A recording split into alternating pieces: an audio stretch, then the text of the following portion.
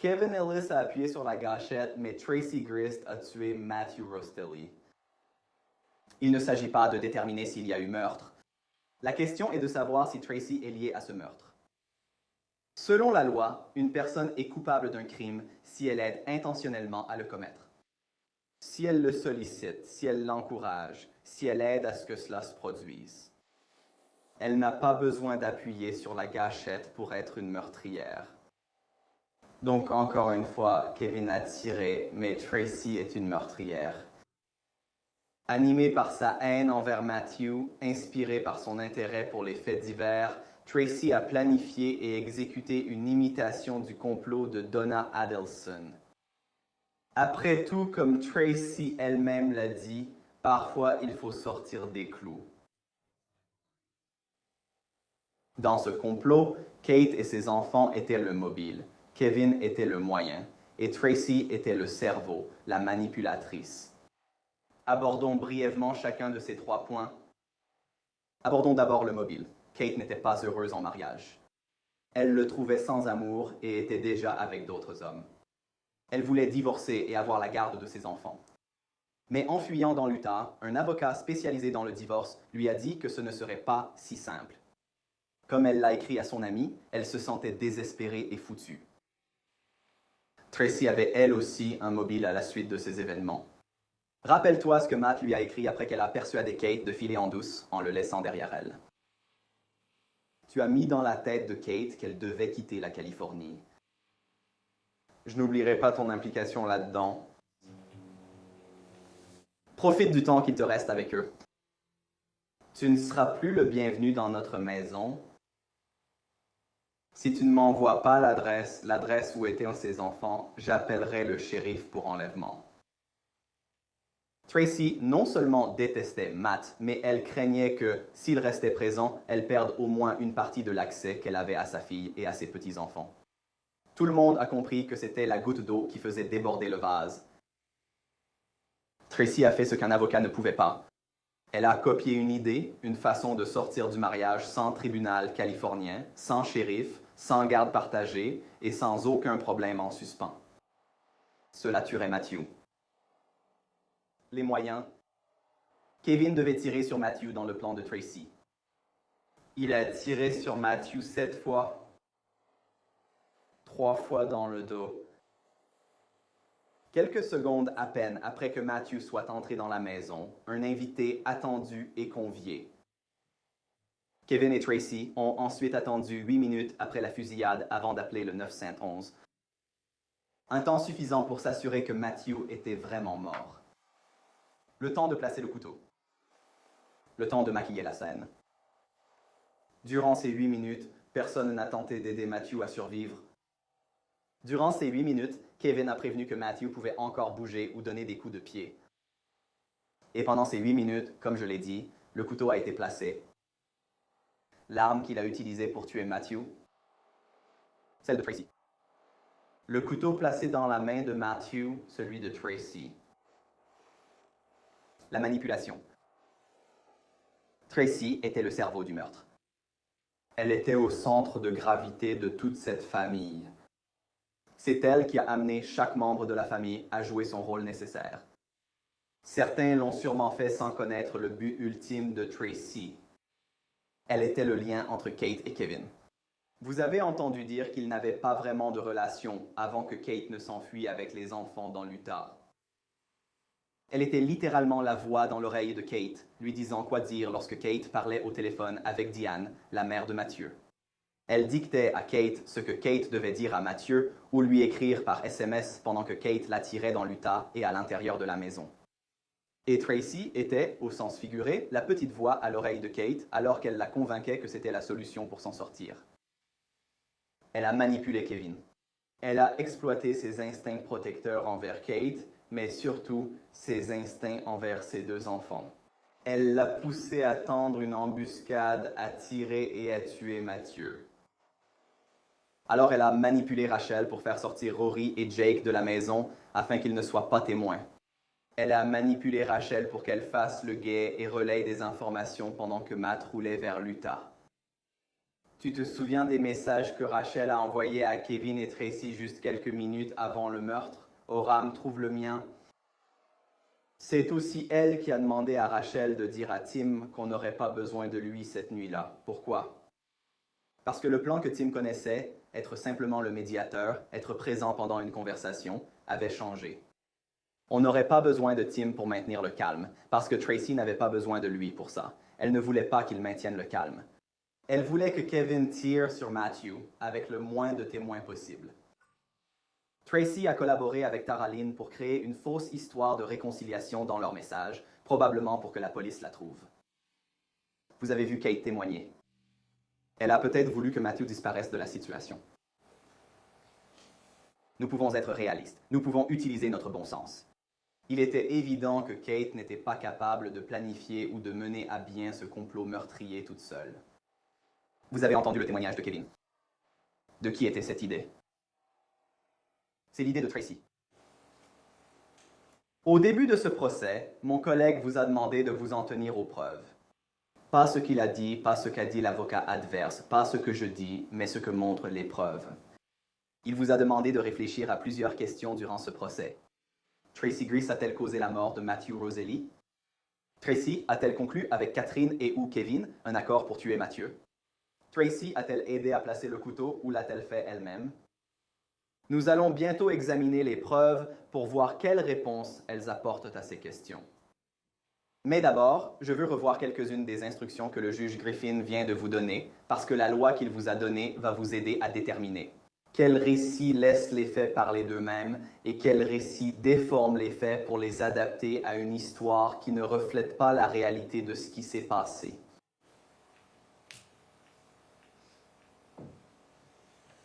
L'instruction numéro 10 concerne le doute raisonnable. Je veux attirer votre attention sur quelques passages dans chacune de ces instructions. Il y a très peu de choses dans ce monde dont nous sommes absolument certains, et dans les affaires pénales, la loi n'exige pas une preuve qui élimine tout doute possible. Vous devez simplement être fermement convaincu. Et si je dis quoi que ce soit dans cette plaidoirie finale qui donne l'impression que je remets cela en question, ce n'est pas le cas. Si je dis quoi que ce soit, un lapsus qui donne l'impression que je transfère la charge de la preuve à l'accusé, ce n'est pas le cas. Elle n'a pas la charge de la preuve. C'est l'État qui en a la charge. Mais soyez clairs sur ce qu'est la charge de la preuve. Vous devez seulement être fermement convaincu, pas au-delà de tout doute ou selon une autre norme. Qu'est-ce qu'une preuve? Les preuves comprennent ce que les témoins ont dit en témoignant sous serment et toute pièce à conviction admise en preuve comme indiqué. Les propos et arguments de l'avocat ne sont pas des preuves. Mais ceci est important. C'est sur cela que je veux attirer votre attention. Vous pouvez tirer toutes les déductions raisonnables de ces preuves.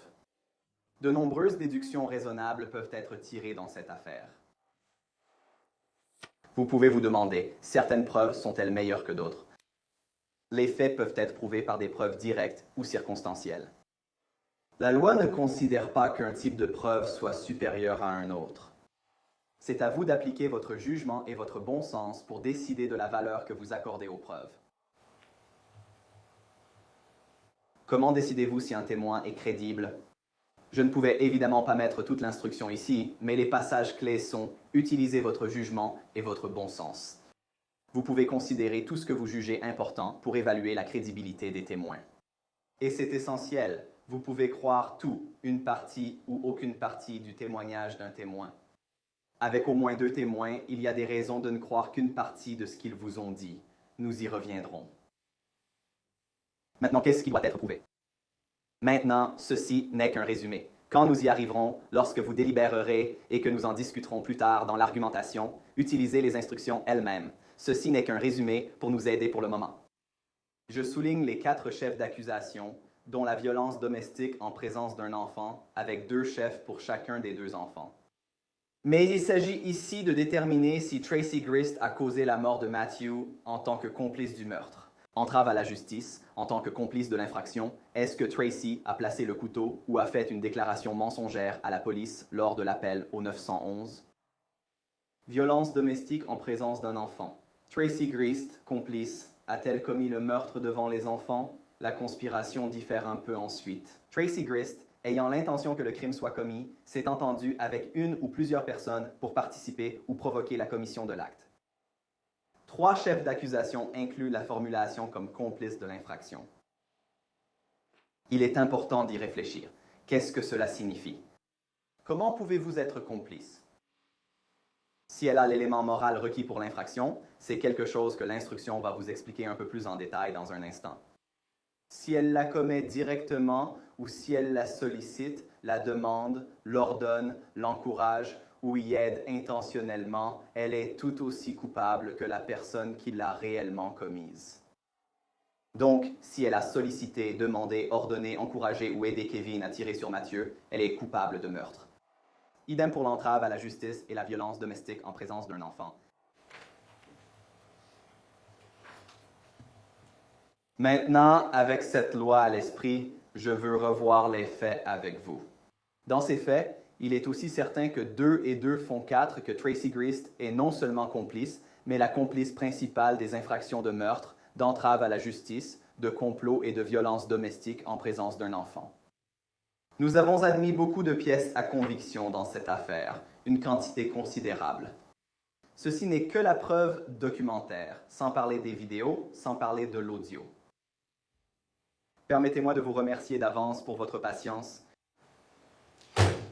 Pendant que nous parcourons une partie de cela, nous n'avons pas le temps de tout passer en revue. Vous pouvez choisir, lors de vos délibérations, de tout examiner. Je veux mettre en avant les points clés pour vous. Passons aux preuves. Nous commençons par examiner plus en profondeur le développement du mobile et les origines de cette conspiration. Comme vous l'avez entendu, Matthew et Kate se sont mariés en 2016 et vivaient en Californie. Ils avaient certainement leurs problèmes. Cela a été qualifié de relation toxique au procès. Quoi qu'il en soit, début 2024, cette relation était tendue. Kate était malheureuse. Elle la considérait comme dépourvue d'amour. Elle avait déjà eu une liaison ou, comme elle l'appelait, aller voir ailleurs. Et cela était un point de conflit entre elle et Matthew. Vous avez vu les preuves. En janvier 2024, Kate a confié à sa mère qu'elle voulait mettre fin à son mariage. Ils se disputaient tellement. Je veux partir. En mai, les messages entre Kate et Tracy reflètent à nouveau une frustration persistante et du bonheur. Je déteste ma vie. Je déteste avoir des enfants avec Matt. C'est tellement horrible. Je le déteste tellement. Finalement, Kate était assez malheureuse pour se séparer de Matthew, disparaissant pratiquement sans prévenir le 20 juin 2024. Elle a emmené leurs 2 jeunes enfants vivre chez sa mère, Tracy, à American Fork, dans l'Utah, en conduisant la voiture de location que Tracy avait payée et organisée pour elle. Après que Kate soit venue dans l'Utah, elle et la famille Griff ont appris que se séparer de Matthew et obtenir la garde des enfants ne serait pas si simple, ce serait très difficile. Le plus gros problème était que la Californie avait toujours la juridiction sur les enfants et le mariage. Vous avez entendu la conversation enregistrée de Kate avec l'avocat qu'elle a partagée avec la famille, où elle a découvert la réalité de leur situation. Comme Kate l'a résumé à son ami, honnêtement, je suis foutu. Juste une stupide loi californienne. Je n'ai plus aucun espoir. Les preuves sont claires quant à l'évolution du mobile de Kate. Mais dans les preuves, on peut aussi voir l'évolution du mobile et des pensées de Tracy parallèlement à celle de Kate. En janvier, lorsque Kate a confié à sa mère qu'elle voulait mettre fin à son mariage parce qu'ils se disputaient, comment Tracy a-t-elle réagi? Elle a appelé Matt. Elle l'a menacé, même si, comme elle le dit, elle ne faisait qu'adoucir ses propos. Et puis Kate a dit « Ne l'appelle pas ». Elle a répondu qu'elle ne le ferait pas. « Je vais conduire 9 heures et l'étrangler. » Qu'il aille se faire voir. En mai, Kate s'était de nouveau confiée qu'elle déteste sa vie. C'était le 22 mai. Et le lendemain, Tracy cherche sur Internet le puma, cherche ceci. Quelle odeur attire les pumas vers les humains? Tracy dit, c'est juste une blague. Je ne sais pas pour toi. Google ne s'était encore jamais moqué de l'une de mes recherches. C'était pour elle et elle seule. Le même jour, Tracy a pris l'avion pour la Californie pour une courte visite à la cérémonie en hommage à son amie Amy. Elle est rentrée chez elle le 30 mai. Et peu de temps après, elle se met à envoyer des messages et à faire des recherches pendant plusieurs jours, ce qui n'est pas une simple coïncidence, mais montre plutôt ce que Tracy pense de Matthew et ce qu'elle a en tête à ce moment-là. Donc, le 4 juin vers 18h02, Tracy contacte sa fille Tara-Lynn. Tu peux parler? Je suis tellement en colère contre Matt. Tellement en colère. Le lendemain matin, on a cet échange où Kate traite Matt de connard à cause de ce problème avec la caravane. Et Tracy dit, il ment. Et puis, un peu plus tard dans la journée, elle dit à Rachel, Matt a fait en sorte que j'ai envie de le tuer. Quand Katie m'a demandé ce que j'avais dit d'elle, ce que je n'ai jamais fait, il a menti. Je vais le tuer. Puis, dans la soirée du 6 juin et le lendemain matin, le 7 juin, elle fait plus de recherches. Elle fait davantage de recherches sur le complot de meurtre impliquant Donna Adelson. Elle cherche des photos de Katie McMonoa, Catherine McBono, avocate graphique de la défense du deuxième procès de Katie McMonoa. Vous vous souvenez peut-être que Katie était l'intermédiaire dans le complot de Donna Adelson pour assassiner son gendre. Elle cherche aussi quel âge avaient les enfants de Dan Markle quand Dan a été tué. Dan était le gendre de Donna, qu'elle a fait assassiner en engageant un tueur à gages. Ou nous pourrions utiliser les déclarations de la défense lors de l'ouverture, où il a dit « C'est juste un gars qui a été tué par un autre gars. C'était une affaire compliquée. » C'est aussi un complot. Ce que ces messages, recherches sur Internet et conversations verbales montrent, c'est que Tracy revenait sans cesse, au fil du temps, à son mépris pour Matthew et à l'idée de le tuer. Écoutez, il faut être clair sur au moins une chose ici. Des commentaires désinvoltes et des recherches sur Google, à eux seuls, ne prouvent pas la culpabilité. En janvier, le meurtre n'était pas encore envisagé. Mais quand vous voyez ces commentaires se répéter, quand vous voyez les commentaires suivis de recherches, les recherches suivies de la planification suivie de l'exécution du plan, le plan suivi d'une dissimulation, cela vous dit ce qu'elle avait en tête et vous savez exactement quelles étaient ses intentions. Vous avez entendu Tracy le dire elle-même. J'ai cherché ce que j'avais en tête. La mort de Matthew lui trottait dans la tête. De plus, les sentiments de Tracy ont influencé toute la famille. Prenons un exemple. Le 16 juin, c'est ici que Tara-Lynn et Rachel ont une conversation. Tara-Lynn, en parlant de son mari, demande à Rachel s'il a déjà tiré avec ton pistolet de calibre 380. Rachel répond non. Malheureusement, les enfants rendent difficile de sortir et d'aller tirer. Ah. Nous devons nous coordonner avec maman et le sortir avant que Matt n'ait la moindre chance d'arriver. MDR. Il existe une expression qui s'appelle « plaisanter sérieusement ». Je ne sais pas si tu l'as déjà entendu. C'est un style de communication qui permet à quelqu'un d'exprimer une opinion sincère sous couvert d'humour. Cela peut te donner une dénégation plausible. Je plaisantais, c'est tout. Je plaisantais quand j'ai dit ça. Mais l'effet de ce genre de plaisanterie, lorsqu'elle est répétée encore et encore, c'est de banaliser la violence. Cela a désensibilisé la famille à l'idée de tuer Matt. Le fait qu'il plaisante régulièrement sur l'idée de tuer Matthew l'a déshumanisé. Il faut beaucoup pour tuer une autre personne. Normaliser, désensibiliser, déshumaniser. De bonnes premières étapes pour y arriver. Une partie a sûrement commencé comme une blague. Ça doit être la vérité. Le bon sens te le dit. C'est moins drôle quand quelqu'un est retrouvé mort peu après.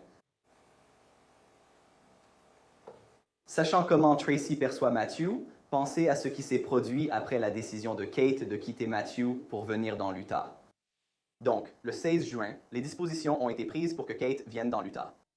Tracy l'a ajouté à la carte, ils ont élaboré le plan de la chambre, etc. Presque exactement au même moment, Tracy effectue la recherche suivante. Utah Theater Cambriolage. Elle a dit que la correction automatique a du mal l'écrire. Utilise ton bon sens. La correction automatique n'invente pas de faute d'orthographe. C'était une recherche intentionnelle de Tracy.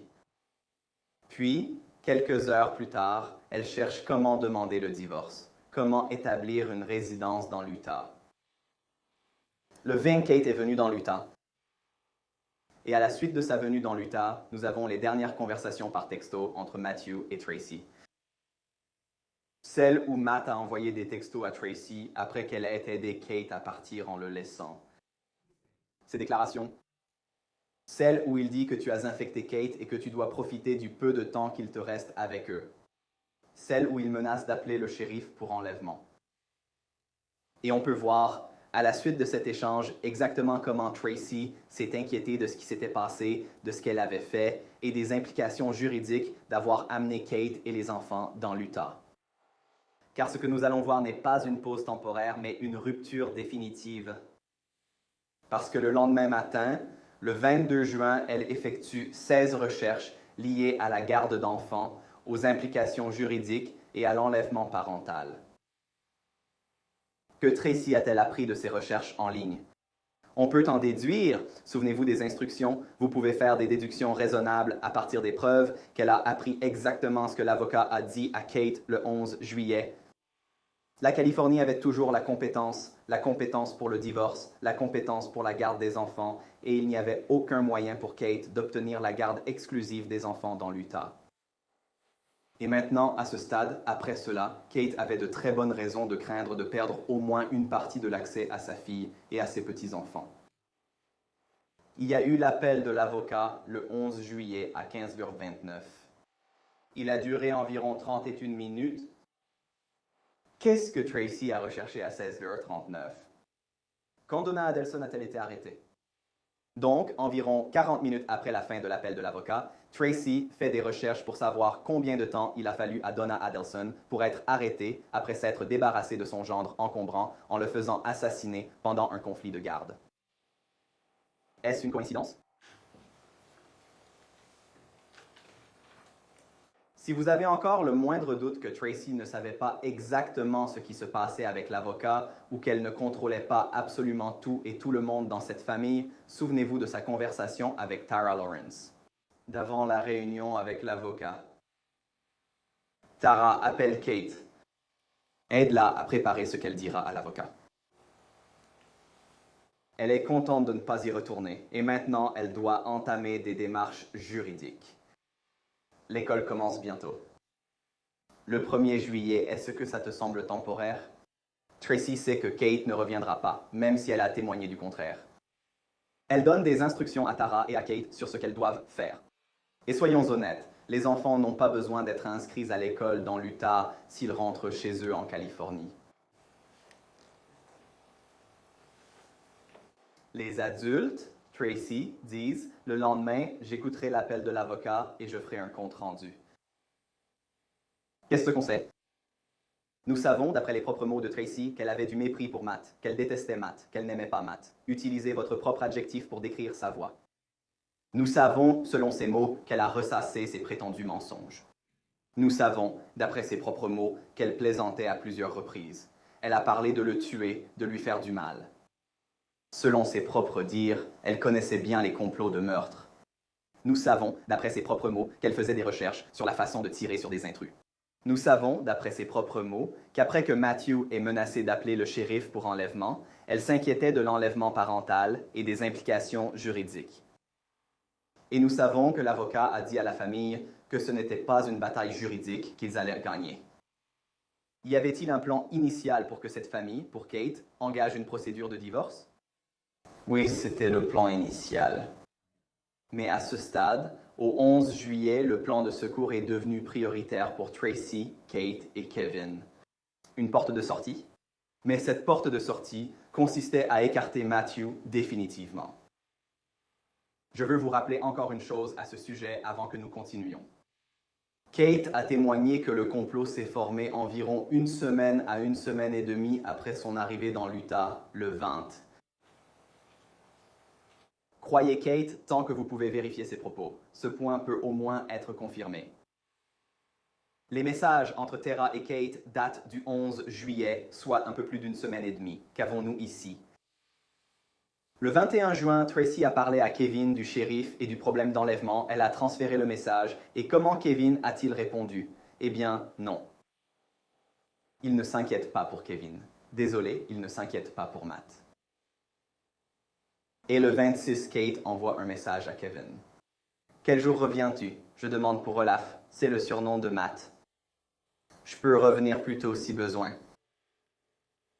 Le 29 juin pour une semaine à une semaine et demie. Qu'est-ce que Tracy a dit à sa sœur et à son frère? Je veux qu'ils viennent. Il croit encore que c'est juste pour une semaine. Évidemment, elle voulait qu'ils viennent.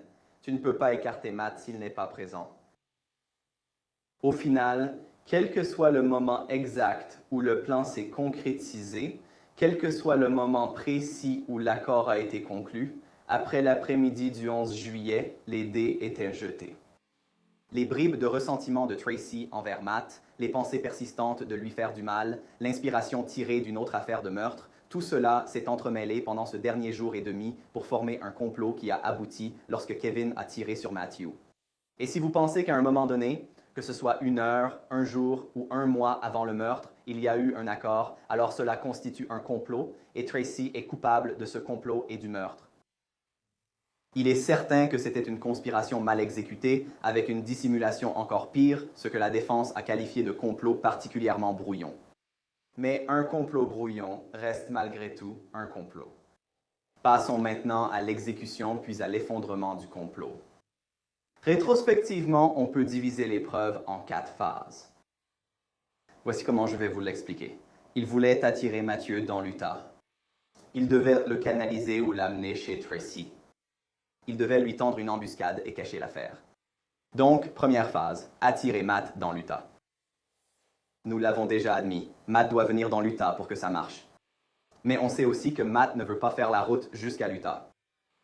Kate était venue dans l'Utah sous le prétexte d'une pause temporaire. Matt voulait que Kate et les enfants rentrent à la maison en Californie et il a essayé d'aider Kate à venir sans qu'il ait à voyager lui aussi. Matt, comme le montrent ses preuves, avait organisé la location de la voiture et lui avait donné 600 $ pour qu'elle puisse rentrer en Californie. Donc, c'est le 11 que Matt avait effectivement pris ces mesures pour que Kate vienne vers lui et non l'inverse. Puis, Kate et Tracy ont inventé ensemble des excuses pour expliquer pourquoi Kate ne pouvait pas conduire jusqu'en Californie et pourquoi Matt devait venir dans l'Utah. Elles ont trouvé au moins 2 ruses dont nous sommes au courant. La ruse de la cheville foulée et celle de l'impossibilité de louer une voiture, n'est-ce pas? Et donc ici, vous pouvez voir la mise en place, ou pas forcément le développement, mais la preuve de la ruse de la cheville foulée. Il y a une discussion à propos de la location de voiture, et qu'est-ce que maman dit? En plus, tu vas te fouler cette cheville. Vous avez vu comme preuve, et pouvez revoir en détail si besoin, tous les messages sur cette soi-disant cheville foulée, la visite au DI pour des béquilles, etc.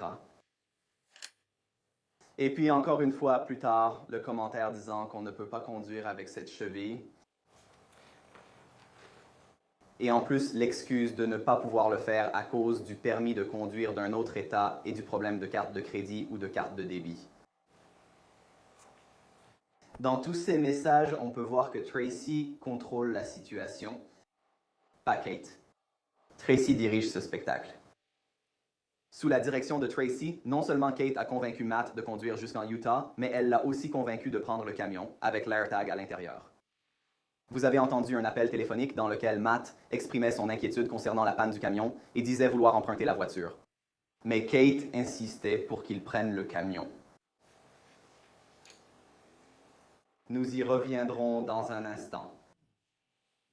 C'était la pièce à conviction numéro 13. Elle dure 10 minutes, donc je ne vais pas tout passer. Mais il y a plusieurs citations là-dedans. L'une d'elles était « On ne peut pas simplement prendre ce risque avec le camion. » What? À plusieurs reprises, Kate revient sans cesse pour pousser Matt à prendre le camion. Et vous savez pourquoi? Parce que l'AirTag avait été caché à l'intérieur du camion, dans la benne, sous le tas d'ordures. Premièrement, Matthew ne savait pas qu'il était là, en partie à cause des ordures et en partie parce qu'il avait un téléphone Android et ne pouvait pas le voir. Maintenant, Tracy, Kevin, Rachel et Tara Lynn, contrairement à Matt, pouvaient et ont effectivement suivi l'AirTag, y compris lorsque Matthew est venu dans l'Utah. Nous allons simplement passer en revue quelques exemples. D'accord, voici Tara Lynn qui dit à Kate de cacher l'AirTag dans le camion. Et nous voyons le message de groupe qui a été créé entre Tracy, Kate, Taraline et Rachel, où ils suivent tous Matthew. Des commentaires sont faits. Tu pourrais tomber en panne dans le désert. Au moins, on peut le surveiller. Mais ne le surveille pas, il pourrait le localiser. Et c'était Taraline qui disait ça. Rachel répond, au moins, on pourra suivre le camion tant que l'AirTag reste là. Ailleurs, quelques jours plus tard, Kevin suit Matt et dit à Kate, « Hey, le tag est toujours actif, et voici une capture d'écran de sa position actuelle. » Même Kelly, la sœur de Tracy, sait que Tracy piste Matt. As-tu reçu des signaux de l'AirTag dans le camion? On peut en déduire que Tracy lui en a parlé. Même si Kate a convaincu Matt de conduire jusqu'en Utah avec ce camion qu'on pouvait localiser, il y avait un autre problème. Matt hésitait à entrer dans la maison. Plusieurs raisons expliquaient cela. Il ne voulait pas éteindre le camion à cause du démarreur et de la crainte qu'il ne redémarre pas. Mais les preuves montrent aussi que c'était juste son intention, récupérer les enfants, réunir sa famille, les mettre dans le camion et rentrer en Californie.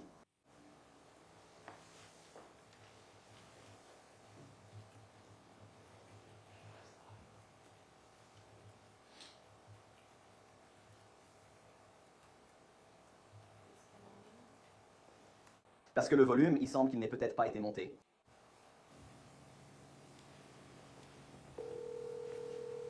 Ouais, allons-y. Bien. Et toi? Plutôt bien. Qu'est-ce qui se passe? J'étais juste contente de voir comment se passe ton trajet. Je suis juste en train de dépasser un groupe sur la partie aquatique. Oh, amusant. Cool. Je veux juste que tu sois en mode cerveau off. Ouais. Ma mère a dit que si tu es trop fatigué en arrivant, tu peux toujours dormir ici. Elle a dit qu'elle gardera ses distances. Elle sera même déjà endormie. Oh là là, je ne sais juste pas si je vais devoir parler, c'est tout. D'accord, ou si on veut, on peut prendre un hôtel. Elle a dit qu'elle pourrait donner 100 $ pour ça. C'est que des mecs. Je veux juste voir mon bébé, te voir.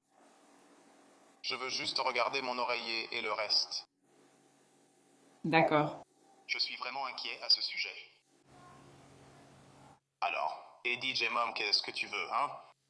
Je veux que tu sois à l'aise. Je le serai. Je serai juste à l'aise. Je veux avoir ma famille avec moi. D'accord, eh bien, c'est bien.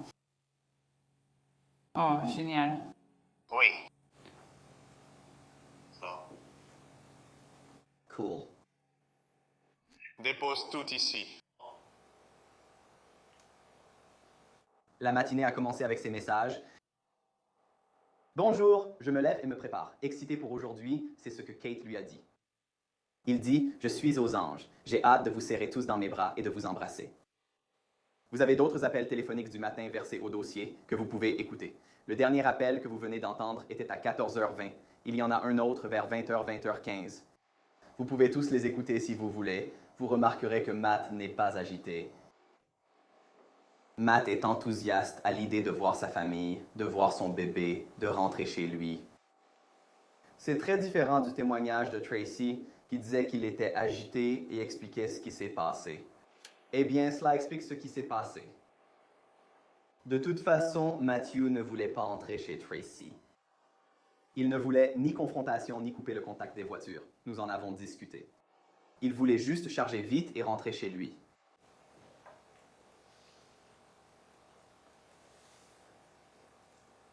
Le démarreur posait problème, mais Matt savait aussi où en était sa relation avec Tracy. Il savait qu'ils ne s'entendaient pas. Il savait qu'ils savaient chacun ce que l'autre pensait de lui. Donc, on a ces messages qui montrent clairement ce qu'il ressent. Les messages de Tracy montrent clairement ce qu'elle ressent. Malgré cela, Kate a rassuré Matt à plusieurs reprises pendant tout le trajet. Elle lui a donné le code du portail. Elle lui a dit que les portes étaient déverrouillées, a mis le carton dehors et a dit qu'elle venait d'apprendre que Tracy serait endormie. Lors d'un appel, elle lui a dit « Entre, la porte est toujours déverrouillée ». Tracy était en fait impliquée dans ses tentatives pour le rassurer. Nous le voyons dans les preuves. En voici un exemple. Dis à Matt que je resterai à l'écart et que je serai adorable. Tracy, qui avait rabaissé Matthew pendant des mois, a menacé de le tuer dans ses soi-disant blagues, lui a fait une menace au téléphone, a dit qu'il aille se faire foutre, l'a rabaissé, a dit qu'il n'avait pas les couilles de faire quoi que ce soit. Tracy, qui avait éloigné Kate de Mathieu, n'est-ce pas une façon d'encourager Mathieu à entrer dans la maison sans frapper, sans hésitation? Que vous dit le bon sens à ce sujet? Pendant ce temps, alors que tout cela se passe, la famille surveille l'AirTag. Vous avez entendu Rachel témoigner qu'elle l'a consulté au moins 5 fois ce jour-là. Nous savons que Teraline et Rachel étaient au courant. Voici Rachel qui envoie à Teraline une capture d'écran de la localisation de Matt, à laquelle Teraline répond par un juron « C'est vraiment loin là-bas ». Nous savons que Tracy faisait la même chose. Voici le message de Tracy à Kate avec ce même AirTag Apple qui était utilisé pour le suivre. Le 12 juillet, c'était en pleine effervescence au sein de la famille, alors que les préparatifs étaient en cours pour son arrivée. Tout au long de la journée de la fusillade, la famille a échangé des appels téléphoniques et des messages dont beaucoup concernaient Matt. Nous avons reconstitué pour cette présentation une chronologie basée entièrement sur les preuves du procès, montrant ce que toutes ces personnes faisaient le 12 juillet avant l'arrivée de Matthew. Je précise d'emblée, ceci est un élément démonstratif, non admis comme preuve, il ne sera pas présent lors des délibérations. N'hésitez pas à prendre toutes les notes nécessaires pour vérifier ces pièces et noter ce qui vous semble important. Voici une courte légende avec des personnes impliquées. Matt sera mis en évidence en violet clair, Kate en jaune, Tracy en rouge, Tara Lynn en vert, Rachel en bleu, Kevin en orange. Aurora, Jake et Tim n'apparaissent pas très souvent, donc ils restent en blanc. Vous comprendrez. Les types de communication sont aussi codés par couleur. Message texte en noir, appel téléphonique en violet. Facebook Messenger, qu'il s'agisse d'un message texte ou d'un appel, est en bleu et les recherches sur le web sont en vert. En haut, vous verrez l'heure. Vous verrez l'expéditeur, vous verrez le destinataire, vous verrez le message ou une description de ce que c'était. Vous verrez la durée ou une indication qu'il s'agissait d'un message texte. Vous verrez une note avec le numéro de la pièce, ces éléments venant des pièces à conviction. N'hésitez pas à vous y référer lors des délibérations. Donc, ça commence par « Bonjour, pièce numéro 8 ». Nous avons déjà vu cet échange. Ensuite, Tracy et Kate discutent de la voiture de location. Zut à cette agence qui refuse les cartes de débit. Kate, je dois être plus contrarié. Ensuite, ils poursuivent leur discussion à ce sujet. Et puis, ce qui a été trouvé sur l'appareil de Kate, l'enregistrement audio qui a eu lieu entre 7h57 et 8h04, l'enregistrement où elle va voir Kevin en disant qu'elle doit rendre son histoire plus crédible ou plausible et que les enfants savent qu'elle est à l'étage. Kate a ensuite un appel téléphonique avec Tracy, puis un appel téléphonique avec Matt. Et ensuite, nous avons quelques échanges d'appels téléphoniques. Kate, Tracy, Kate, Matt, Tracy, Tara Lynn, Kate, Kate, Tara Lynn. À ce moment-là, à ce stade, nous avons 3 appels téléphoniques entre Kate et Mathieu, où elle essaie de le convaincre de venir dans l'Utah. Le premier, c'est celui dont vous avez entendu l'extrait, où elle dit qu'on ne peut pas miser ça sur un coup de dé. Réécoutez-le en entier. Mathieu dit dans le second qu'il n'empruntera pas de voiture. Et dans le troisième, Mathieu dit qu'il a obtenu le permis. Il va pouvoir venir avec le camion. Et juste après ça, Kate envoie un message à Tracy. Il part en voiture. Le plan a marché. Matt vient dans l'Utah. Et ensuite, que se passe-t-il? Kate appelle Tara Lynn. Tara Lynn appelle Rachel. Rachel envoie un message à Tracy. Tara Lynn appelle Rachel. Tracy envoie un message à Kate. Je t'appellerai. Puis Tracy, un peu plus tard, appelle effectivement Tracy. As-tu vu le 3e film du Seigneur des Anneaux, Le Retour du Roi, où cette scène où la tour de guet s'allume et le feu se propage de l'une à l'autre? C'est exactement ce qui se passe ici. Au moins ce jour-là, tous les membres de la famille impliqués dans ces conversations savent ce qui se passe avec Kate et Matthew.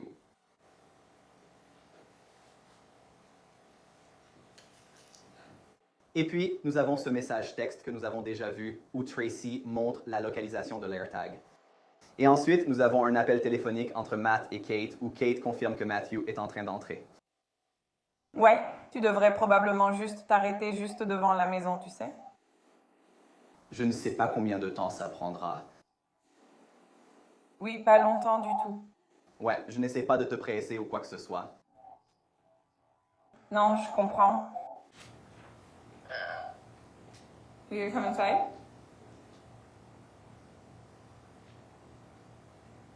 Tu entres m'aider à charger? Oui, d'accord. La porte d'entrée est toujours déverrouillée, d'accord? Donc, cet appel entier dure environ 11 minutes pièce 16. Et il y a plus que ça. Ce sont quelques points saillants. Ensuite, on arrive à l'heure du déjeuner. Nous avons de nouveau une série d'appels dans tous les sens, où je suppose que je devrais dire des messages. Certains sont sur Facebook, d'autres sont des appels téléphoniques, d'autres encore sont des communications écrites. Nous voyons que Rachel envoie l'image de l'AirTag de Matthew. Teraline, c'est là qu'elle dit que c'est vraiment loin là-haut. Et puis encore, nous avons une série d'appels téléphoniques et de messages qui se chevauchent entre Kate, Tracy, Rachel et Taraline. Et puis, juste à la fin de ces échanges, vous verrez qu'à 12h58, il y a un appel téléphonique entre Tracy et Kate, alors qu'un appel avec Rachel est déjà en cours. Nous ignorons si c'est une conversation à trois ou si Rachel a été mise en attente. Et ensuite, il y a un appel entre Rachel et Taraline, puis un message entre Taraline et Rachel. Mais alors, qu'est-ce qu'on voit? Tracy et Taraline ont un appel téléphonique qui dure 3h56. Ensuite, elles ont un appel via l'application Facebook pendant 30 minutes et 30 secondes. Et puis, juste après cela, après plus de 30 minutes de communication, elles échangent des messages. Et je soutiens que cet échange de messages est complètement déplacé par rapport au ton de tout le reste. Dans ce message, elles continuent à parler de combien elles sont heureuses que Kate revienne. J'appelais pour te prévenir que Matt partait. Elle le savait déjà à ce moment-là, pour aller chercher Katie et les enfants. Ton téléphone est agaçant parce que je venais juste te parler normalement. Elle va tout faire pour que ça marche et que ce soit positif. Je lui ai dit être un peu nerveux. Emoji cœur au premier message de Tracy. Je sais qu'il fait des efforts, mais je suis nerveux et appréhensif. Je la soutiens totalement.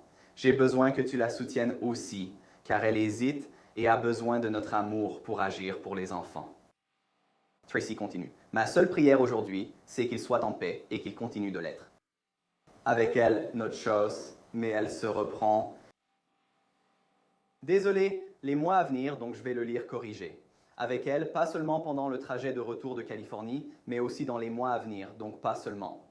Et puis Taraline répond, d'après ce que Kate m'a dit, il semble qu'il soit devenu sobre et qu'il fasse vraiment des efforts. Je m'inquiète encore pour son tempérament.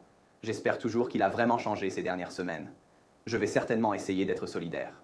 Mais ça me rend nerveux, parce qu'il dit une chose, puis il en fait une autre. Smithina, ce n'était pas Matt qui agissait différemment de ses paroles, c'était moi. Tracy, je t'aime. Teraline, je sais que s'il réglait ça, ce serait mieux pour tous. Et je la soutiendrai quoi qu'il arrive. Désolé, ma réception est vraiment mauvaise. J'aurais aimé avoir cette conversation avec toi par téléphone pendant près de 35 minutes. Tracy, je t'aime.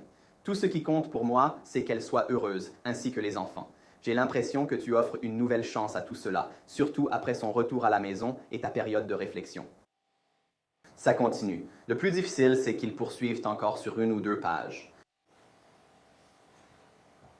Tracy a dit qu'elle resterait à l'écart, sauf si Matt souhaite dire bonjour. Je les laisserai tranquilles. J'ai l'impression que Matt n'est pas content de moi, et je laisserai Katie rester avec nous. Donc ça ira. Avec le temps, ça ira. C'est sans doute mieux ainsi, etc. Discussion sur la thérapie de couple. L'excitation de revoir sa famille sera tout ce à quoi il pensera. Pareil. Oh là là, ne dis pas ça, dit Tracy. S'il rumine pendant tout le trajet, ce ne serait pas bien. Je prie Dieu que la seule chose qui l'enthousiasme soit de serrer ses bébés dans ses bras. 100%, répond Tracy. Tracy poursuit. J'ai besoin de me concentrer. Je t'aime. On se parle plus tard. Je n'aime pas ça. Ton téléphone, c'est n'importe quoi en ce moment. Je n'imagine même pas ce que tu dois ressentir à cause de ce fichu téléphone. Tu veux sûrement le lancer à travers la pièce, Taraline. Je sais. J'ai l'impression que tu veux parfois seulement voir le bon côté des choses. Et j'espère que tu as raison, que les choses vont bien se passer. Vraiment. Je te laisse travailler. Mais merci d'avoir pris le temps de m'écrire. Je me sens tellement isolé avec mon réseau qui est tellement pourri. On sait qu'elle emploie des gros mots dans tellement d'autres messages. Elle a modifié celle-ci pour une raison quelconque. Encore une raison de montrer qu'il s'agit d'une ruse, que tout cela a été monté de toutes pièces. Est-ce que quelqu'un croit vraiment à ça? C'est complètement incroyable. En voici une autre. Nous savons qu'il savait que Kate ne reviendrait pas. Dire à tout le monde de ne pas interagir avec Matt. Il n'y aura plus de nous après cette manœuvre trompeuse. Super. C'est un peu le plan, mec. C'est un peu le plan, mec. Il n'y aura plus de nous deux après ça. Quoi qu'il en soit, après cette ruse supplémentaire, Tracy et Kevin, petit coup de fil rapide. Ils se retrouvent pour manger des sushis. Tracy commence aussitôt à transmettre des messages à Kate. Qu'est-ce qui s'est passé depuis la veille? Pourquoi est-elle désormais enthousiaste à ce sujet? Tu es enthousiaste car ils ont attiré Matt dans l'Utah. Il va entrer dans la maison. Donc, pendant que Tracy fait semblant, Kate transmet des informations à Matthew. Tracy, tu vois juste là à 14h13, cherche le même It's happening. Qu'est-ce qui se passe? Pourquoi est-elle si excitée? Eh bien, encore une fois, Tracy fait semblant. Rachel vide la maison. Vous pouvez voir qu'elle appelle Jake, appelle Tim. Elle appelle Aurora. Elle leur dit à tous de ne pas venir. Rachel et Jake vivent là, donc elle vérifie juste leur absence. Tim, qui devait appeler, venir, entendre son témoignage, on lui a dit de ne pas venir. Et puis nous continuons à avoir des appels téléphoniques échangés tout au long de l'après-midi. Certains sont restés sans réponse, d'autres ont abouti. L'essentiel, c'est que Kate et Tracy ont laissé croire à Matt dans ses messages que Kate repartait en Californie. Il a entendu parler des préparatifs et des différentes raisons avancées pour ces préparatifs. Mais nous sommes d'accord pour dire que les jouets des enfants ont été rangés et placés dans une autre pièce. Vous voyez sur les photos que la couverture a été posée sur le canapé juste à côté de l'endroit où Matt a été abattu.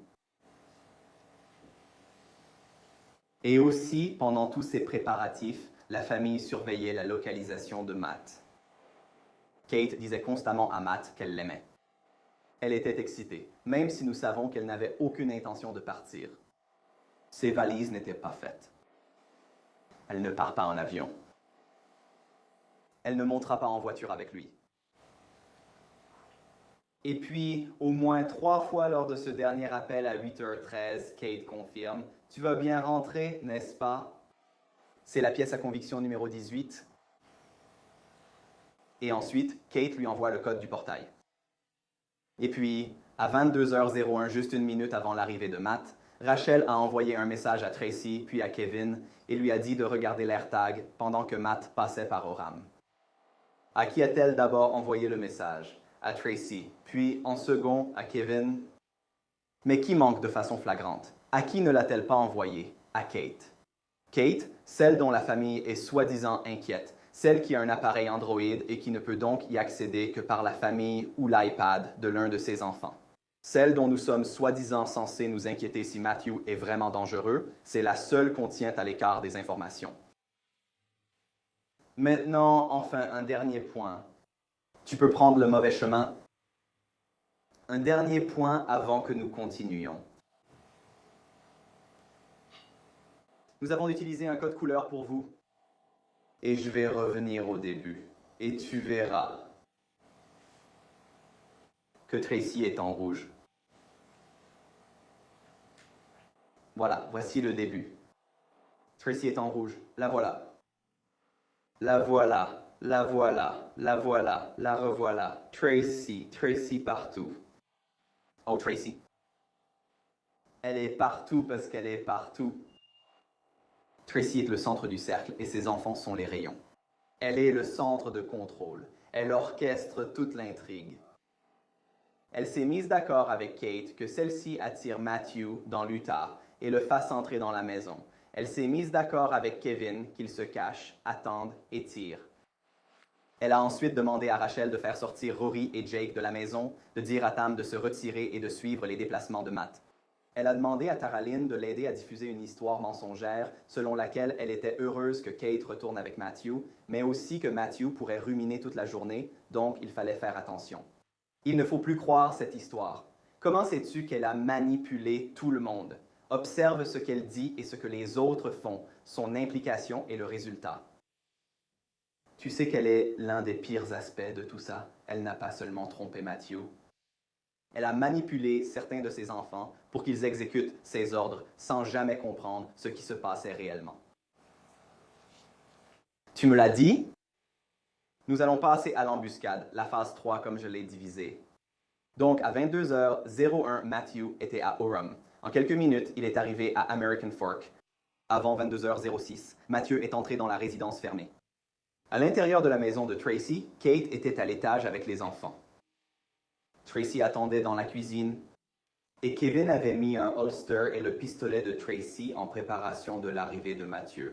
Tu sais, il n'y a vraiment pas d'autre explication pour laquelle il porterait le pistolet dans un holster. 10 heures du soir, chez lui, dans une résidence fermée et sécurisée. L'explication que tu devrais en déduire, c'est qu'il avait l'intention de s'en servir et c'est pour ça qu'il le portait dans ces circonstances. Et après avoir été rappelé ou renvoyé, il n'y avait personne d'autre dans la maison à part les 2 plus jeunes enfants qui dormaient à l'étage.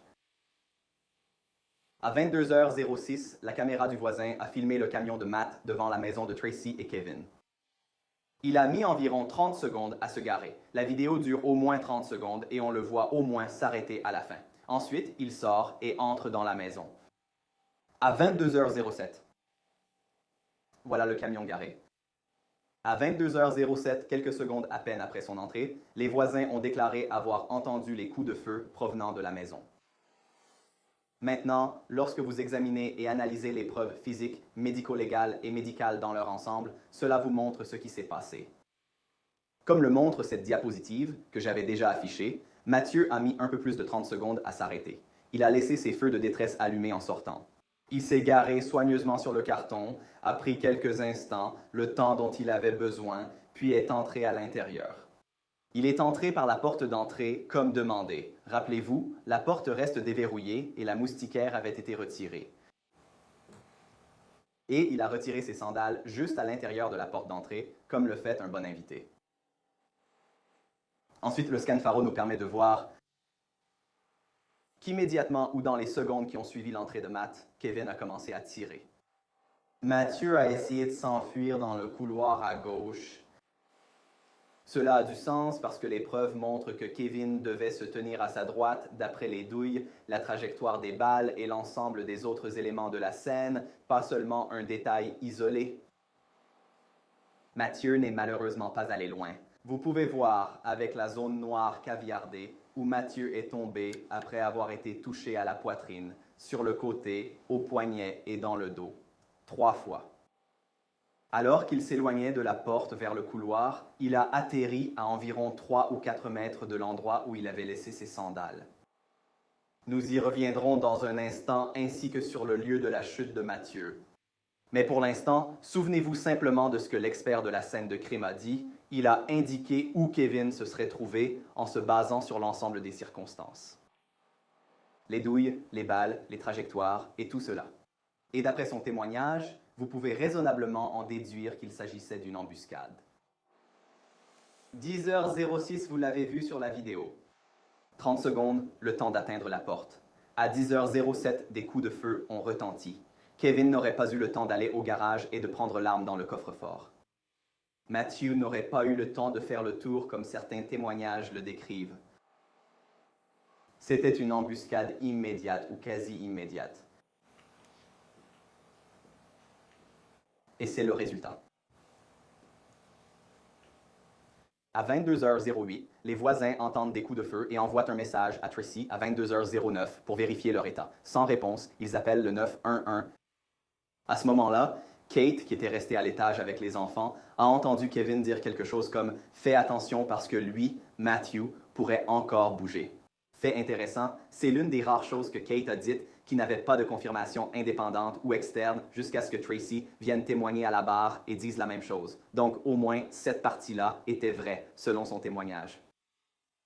Tracy a appelé le 911 plus de 8 minutes après la fusillade, 6 minutes après l'appel du voisinage. Et à ce moment-là, la police avait déjà été envoyée et est arrivée 2 minutes après le début de l'appel de Tracy. À leur arrivée, les lumières étaient éteintes. Durant ces 8 minutes, personne n'a allumé les lumières. Ils l'attendaient. Ils n'avaient pas allumé les lumières en l'attendant. Comme je l'ai dit, c'était une mauvaise tentative de dissimulation d'un mauvais complot. Nous y reviendrons. Dans cet appel au 911, Tracy a décrit Matt comme étant armé d'un couteau. Hier, lors de son témoignage, elle ne se souvenait pas avoir vu le couteau. Aux policiers présents, Kevin a dit « Ce type avait un couteau, je l'ai neutralisé ». Ces déclarations étaient fausses. Mathieu n'était pas armé ni un intrus. Il était invité, attendu, suivi. Le carton était sorti, il avait reçu le code du portail et reçu l'instruction d'entrée. Entre directement parce que Tracy serait en train de dormir. Mais elle ne l'était pas. Et c'est ce qu'il a fait au prix de sa vie. Cela nous amène à la dissimulation. L'entrave, c'est peut-être une meilleure façon de le dire. D'abord, il y a le couteau. Okay. Comme on l'a entendu dans l'appel au numéro d'urgence, Tracy a dit que Mathieu avait un couteau. À l'arrivée de la police, Kevin a dit que Mathieu avait le couteau. Au commissariat, Kevin a réitéré que Mathieu avait un couteau.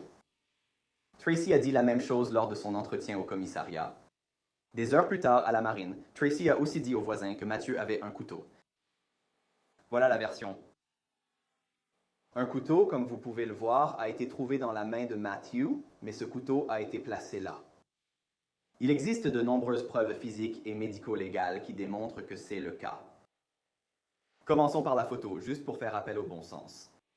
Est-ce que cela ressemble à un couteau qui aurait été placé là dans ces conditions, ou bien est-ce qu'il le tenait depuis le début? Maintenant, pendant que vous réfléchissez à cela, considérez cette preuve. Ce couteau est dans la mauvaise main. Mathieu était gaucher. Ce couteau est dans sa main droite. Deuxièmement, le couteau est dans la mauvaise position. Il est à l'envers dans la mauvaise main. Donc, la lame est tournée vers l'intérieur et le dos du couteau est tourné vers les doigts, avec la poignée orientée vers la paume. Je comprends, s'il vous plaît. Mais ce que j'ai ici n'est pas le vrai couteau. Le vrai couteau est dans cette boîte à pièces à conviction. Rappelez-vous, nous vous l'avons montré. Vous avez peut-être vu les attaches en plastique, donc cette pièce à conviction a subi des tests ADN. Vous ne pouvez pas la toucher. Vous pouvez la regarder si vous le souhaitez. Donc, nous avons apporté une pièce de démonstration. Vous pouvez l'appeler une réplique si vous voulez. Vous pouvez l'appeler un fac-similé. C'est juste une autre copie de ce couteau. Vous pouvez voir ce que c'est, un couteau tactique. Vous pouvez voir ici, à l'arrière, le dos du couteau. Vous pouvez voir juste ici la prise pour les doigts. Et vous pouvez voir comment quelqu'un tiendrait naturellement ce couteau s'il allait l'utiliser. Mais vous pouvez aussi voir sur cette photo que ce n'est pas comme ça que le couteau est tenu dans sa main. Il est tenu à 180 degrés en arrière parce qu'on le lui a placé dans la main.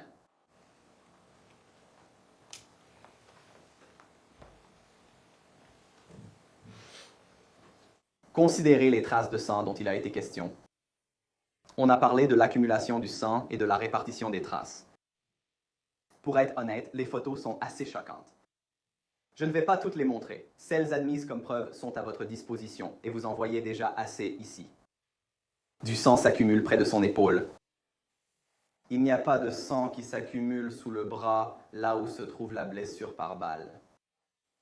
Il y a du sang partout sauf là où se trouve la blessure au bras. Et cela vous indique que ce bras a été déplacé. Ensuite, il y a les preuves médicales. Mathieu avait été blessé par balle à travers le bras près du poignet. Nous avons eu la discussion où la blessure par balle a perforé la peau, les tissus, l'ulna et les muscles fléchisseurs. Pensez-vous vraiment que Mathieu tiendrait encore ce couteau après avoir été touché par balle 7 fois, dont une fois au poignet, en courant dans ce couloir pour s'éloigner de Kevin et en tombant face contre terre? Et cinquièmement, nous savons que le couteau appartenait à Tracy.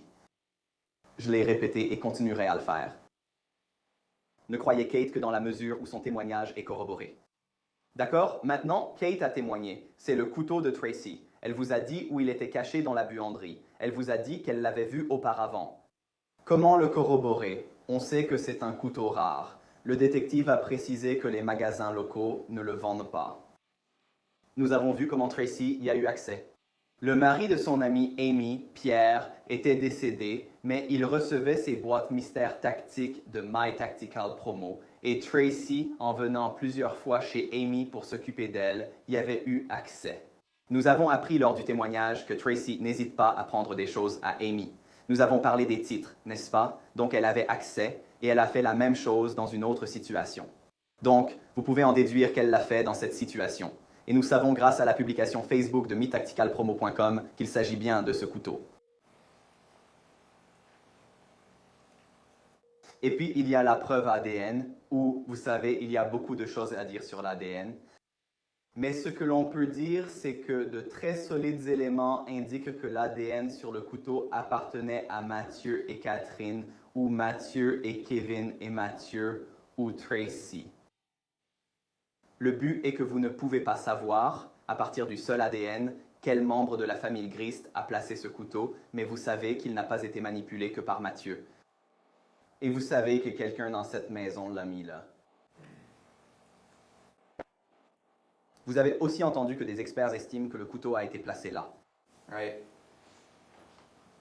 Prenez cela en compte pour ce que ça vaut. Mais vous le savez déjà grâce à votre bon sens, grâce à ces éléments que nous venons d'examiner, que Mathieu ne tenait pas ce couteau lorsqu'il a été abattu et qu'il ne l'a tenu que lorsque Tracy et Kevin l'ont mis dans ses mains.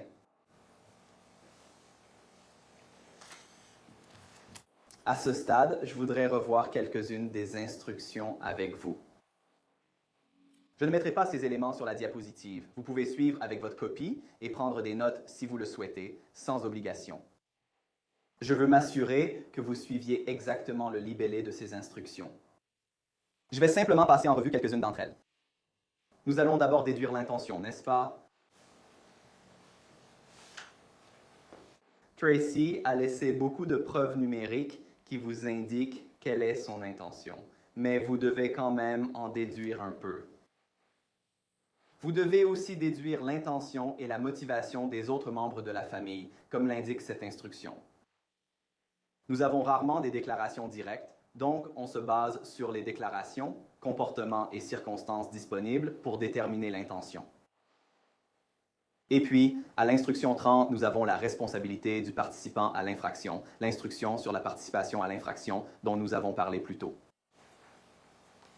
Et nous avons déjà discuté de cela, que Tracy est coupable si elle a directement commis l'un de ces crimes, et Tracy est coupable si elle a intentionnellement, sciemment ou par imprudence, sollicité, demandé, ordonné ou encouragé une autre personne à commettre l'infraction reprochée, ou si elle a intentionnellement aidé une autre personne à commettre l'infraction reprochée. D'accord, donc avec cela en tête, regardons les crimes eux-mêmes. L'instruction 31 est l'instruction concernant le meurtre. Tracy Grist en tant que participant à l'infraction. Concentrons-nous sur le fait d'avoir intentionnellement ou sciemment causé la mort de Matthew Rostelli. Vous êtes libre de regarder B ou C. Il existe différentes théories. Vous pouvez analyser ces preuves et conclure qu'il s'agissait d'une circonstance dépravée et différente. Mais la théorie présentée aujourd'hui par l'État, la théorie qui correspond le plus étroitement aux preuves, c'est que Tracy Mary Grist a intentionnellement ou sciemment causé la mort de Matthew Rostelli en se mettant d'accord avec Kevin pour que cela se produise. En se mettant d'accord avec Kate pour que cela se produise, en sollicitant ou en demandant à Kevin de le faire. Ou elle a juste encouragé Kevin à le faire. En fait, les preuves révèlent qu'elle a fait les trois. Elle a certainement aidé en participant aux ruses de Kate, puisqu'elle a donné à Kate l'accès à Matt. En aidant à convaincre Matt d'entrer dans la maison pour que Kevin lui tende une embuscade.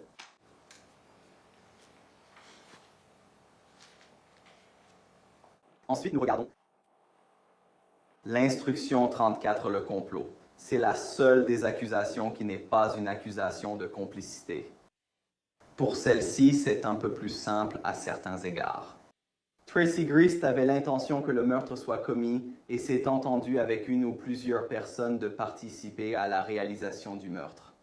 Donc, on pourrait presque le voir de façon imagée comme une poupée russe, n'est-ce pas?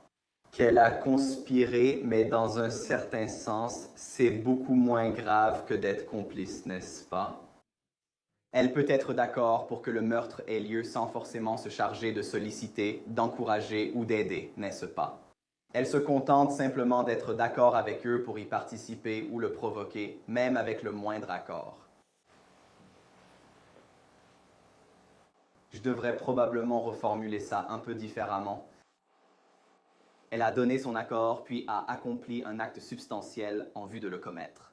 Et le pas important peut être bien moindre que le fait que la personne impliquée dans l'infraction sollicite, encourage ou aide. Ensuite, l'entrave à la justice. Revenons à la théorie de la participation à l'infraction. Et vous savez, nous avons ceci, et c'est un peu long, mais je veux que vous compariez cela à 36 pendant que nous faisons cela. Donc, Tracy, en tant que complice de l'infraction, avait l'intention de gêner, retarder ou empêcher l'enquête, l'arrestation ou la poursuite, la condamnation ou la punition de toute personne concernant un comportement constituant une infraction pénale, puis a fait l'une de ces trois choses. A modifié, détruit, dissimulé, enlevé, fabriqué, présenté ou utilisé un élément dont elle savait qu'il était faux ou fourni de fausses informations. L'instruction 36 simplifie cela en mettant en langage clair ce que cela signifie. Ce que cela signifie, c'est a-t-elle placé le couteau ou a-t-elle été complice de l'infraction consistant à placer le couteau? Et où a-t-elle fait une déclaration mensongère au numéro d'urgence ou à la police concernant Matthew Rostelli ayant le couteau avant que Kevin Ellis ne lui tire dessus? Ensuite, les instructions 37 et 38 sont pratiquement identiques. Elles portent toutes deux sur la violence domestique en présence d'un enfant. Le chef d'accusation 37 concerne Steele, qui se trouvait à l'étage dans la chambre lorsque Matthew a été abattu. L'accusation 38 vise Cheyenne, présente dans la chambre à l'étage lorsque Matthew a été abattu. Et l'instruction 39 souligne simplement que personne ne conteste que Matthew et Tracy étaient des cohabitants. Je voudrais aussi que vous examiniez l'accusation d'entrave avant de passer aux instructions suivantes. C'est pour avoir placé le couteau ou pour les mensonges. Veuillez aussi considérer les versions contradictoires de Tracy sur le couteau. Vous pouvez voir les preuves par vous-même. Il est impossible qu'elle n'ait pas vu le couteau, mais réfléchissez aux versions contradictoires concernant un point lié au couteau. Elle a dit à Diane qu'elle n'avait pas vérifié le pouls. Elle a dit au 911 que Kevin avait vérifié le pouls. Et puis, dans son témoignage, elle dit qu'elle avait pris le pouls au cou et au poignet à 2 reprises. Impossible qu'elle se soit penchée pour vérifier le cou ou le poignet sans voir ce couteau. D'un autre côté, il est impossible que ce couteau ait été dans cette main avant qu'elle et Kevin ne l'y placent. Membres du jury, nous arrivons à la fin. Êtes-vous fermement convaincu que c'est le critère à appliquer? Êtes-vous fermement convaincu que Tracy est à l'origine de la mort de Matthew? Êtes-vous fermement convaincu qu'elle a fait l'une de ces choses, solliciter, demander, ordonner, encourager ou aider au meurtre de Matthew Roselli? Je veux terminer avec les mots de ses complices. 3 personnes étaient impliquées dans ce meurtre. Kate, Tracy et Kevin. Encore une fois, croyez Kate, vous pouvez corroborer les propos de Kate. Elle est venue, elle a témoigné, mais franchement, son témoignage ne s'est pas bien passé. Elle a clairement des problèmes, pour le dire gentiment. Mais elle a donné une description très précise de la conspiration et de ce qui se passait. Elle a donné une description très précise de la façon dont elle a même demandé à Tracy d'annuler, et Tracy a refusé. Et vous pouvez penser qu'il y a des raisons de ne pas la croire à cause de cette instruction sur la crédibilité. En même temps, vous avez aussi la 3e personne impliquée dans le complot. Que disait la 3e personne impliquée dans le complot lors de l'appel enregistré? Kevin a aussi dit que c'était l'idée de Tracy. Kevin admet son implication. Et Kevin dit qu'il a essayé d'aller voir Tracy et de lui demander « Tu es sûr que ce n'est pas la meilleure idée que tu as eue? Tu vas bouleverser tellement, tellement de vies. Elle a détruit tellement de vies. And I'm worried to hurt her feelings. Well, I can tell you something now, a little extra. What's that? Oh, J'ai demandé si elle en était sûre.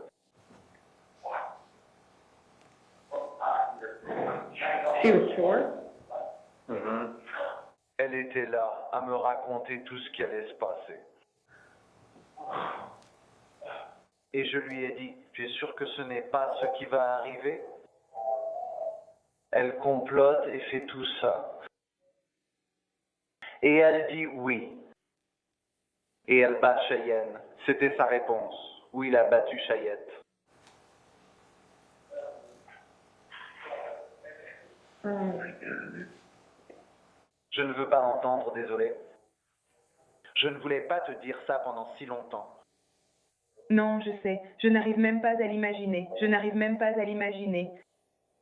Et j'ai l'impression que je porte encore tellement de poids à cause de tout ça. I'm so... Et tu vois tellement de choses. Elle t'a obligé à vivre avec ça. Like, J'aurais pu le faire. J'aurais dû le dire, mais j'aurais dû dire non. yeah. Oui. Mais ta mère n'aurait pas dû te demander ça. Tu n'aurais jamais dû avoir à dire non. La même personne qui a organisé ça est celle qui a fait des cookies. C'est la même chose.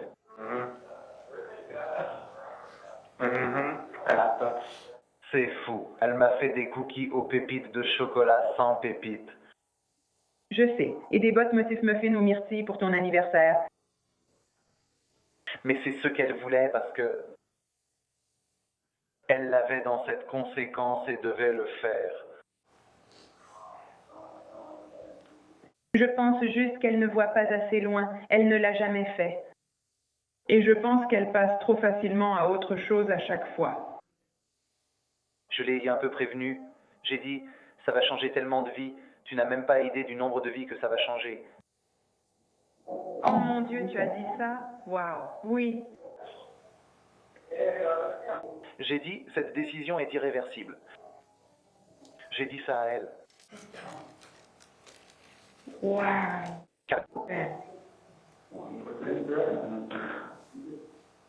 Oui, donc voilà. Tu veux parler de respiration et tout le monde aimerait. C'est ce dont Rachel et moi parlions. Elle ne voulait pas nous le dire pour vraiment connaître notre avis. Mais tu lui as donné l'avis qu'on lui aurait donné.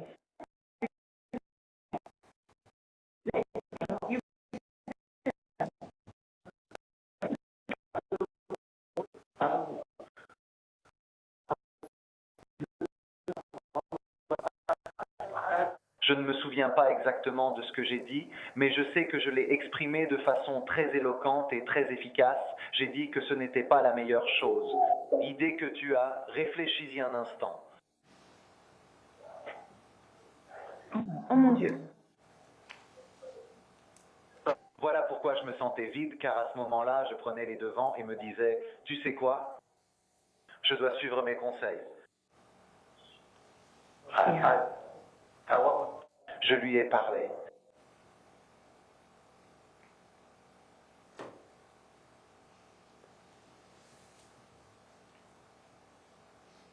C'était l'idée de qui? Tracy Grest. Qui a monté la ruse pour faire venir Matthew dans l'Utah? Tracy. Qui a manipulé Kevin pour qu'il tire sur Matthew? Tracy? Qui a dit à Rachel de fouiller la maison et de dire à Tim de ne pas venir? Tracy. Qui a demandé à Teraline de l'aider à créer de faux messages laissant croire à une réconciliation et à la joie d'une union? Tracy. À qui appartenait l'arme à feu? Tracy. À qui appartenait le couteau? Tracy. Qui savait que cela affecterait tant de vies? Tracy? Qui détestait Matthew Ristelli?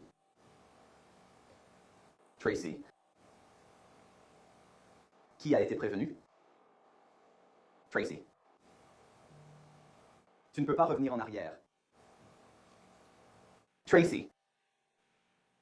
À qui ce crime doit-il être attribué? Nous vous demandons de déclarer Tracy Gris coupable de meurtre pour avoir causé la mort de Matthew Rostelli en l'encourageant, en la sollicitant, en la demandant et en aidant à sa réalisation. Coupable de conspiration pour s'être entendu avec Kate et Kevin afin de mettre fin à la vie de Matthew. Coupable d'entrave pour avoir placé le couteau et menti à la police. Coupable de 2 chefs de violence domestique en présence d'un enfant. Pour avoir fait tuer Matthew pendant que ses 2 jeunes enfants dormaient à l'étage. Merci.